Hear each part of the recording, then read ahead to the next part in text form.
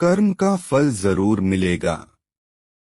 किसी ने बड़े कमाल की बात कही है कि इंसान जब गलत काम करने जाता है तो आगे देखता है, पीछे देखता है, दाएं देखता है, बाएं देखता है, बस ऊपर देखना भूल जाता है।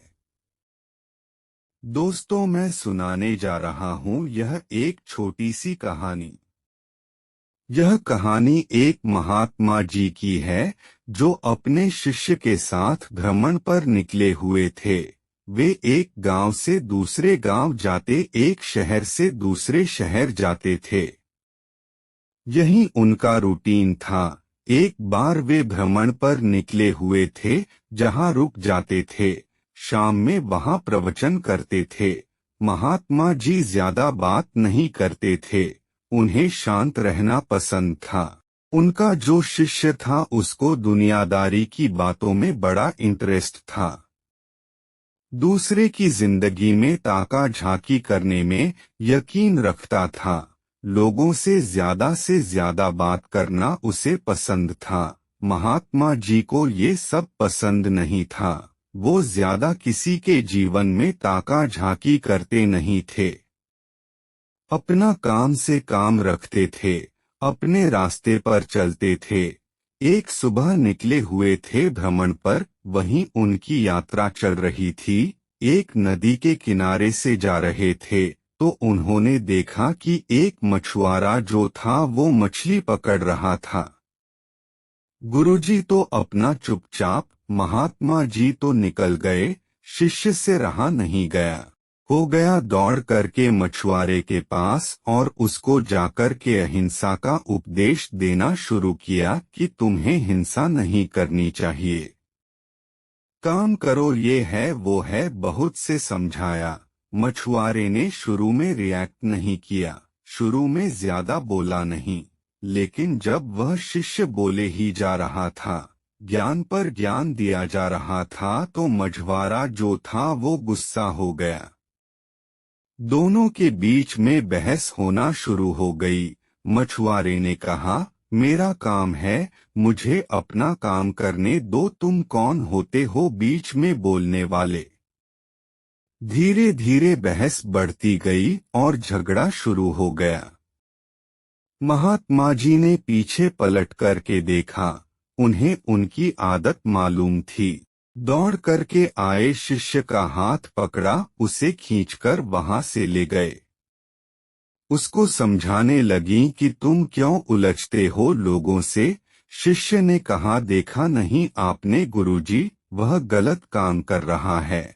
उसको शिक्षा दे रहा था कि हिंसा नहीं करनी चाहिए, अहिंसा का रास्ता अपना। तो गुरुजी ने कहा, अरे तुम उसे क्यों शिक्षा दे रहे हो, तुम उसे क्यों उसके पीछे पड़ गए। तो शिष्य ने कहा कि मुझे समझाना पड़ेगा, वरना उसे कोई दंड तो दे नहीं रहा है। यहाँ के महाराजा ने भी कोई प्रावधान नहीं रखा है, कैसे लोगों को दंड मिले। गुरुजी ने कहा, यहाँ कोई किसी को दंड नहीं देगा, न तो वह देगा, किसको देना है।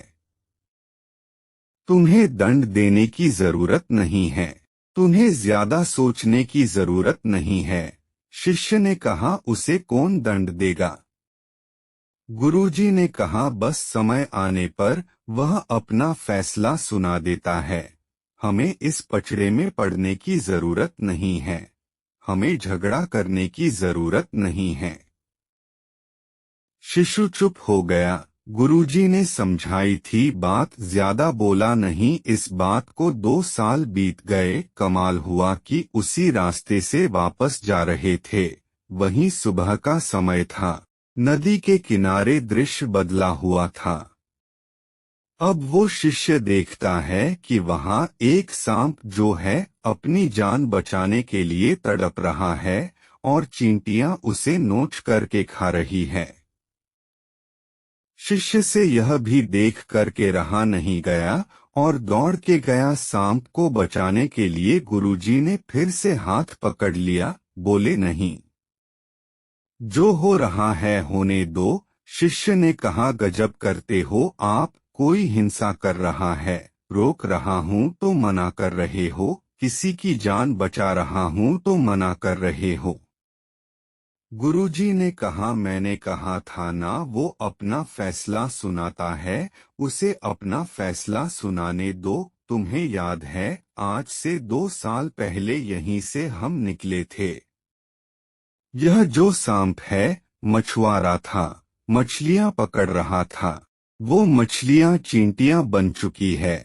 मछुआरा मरने के बाद अगले जन्म में सांप बन चुका है, अपनी करनी का फल भोग रहा है। इस कहानी की सीख, आपका कर्म जैसा होता है, आपको फल भी वैसा ही मिलता है, इसलिए हमेशा अच्छा काम किया करो। दोस्तों, हम आशा करते हैं कि आपको कहानी पसंद आई होगी। यदि वीडियो पसंद आए तो लाइक शेयर करें और कमेंट बॉक्स में एक अच्छा सा कमेंट करें। और ऐसी ही कहानियों के लिए चैनल को सब्सक्राइब जरूर करें। धन्यवाद।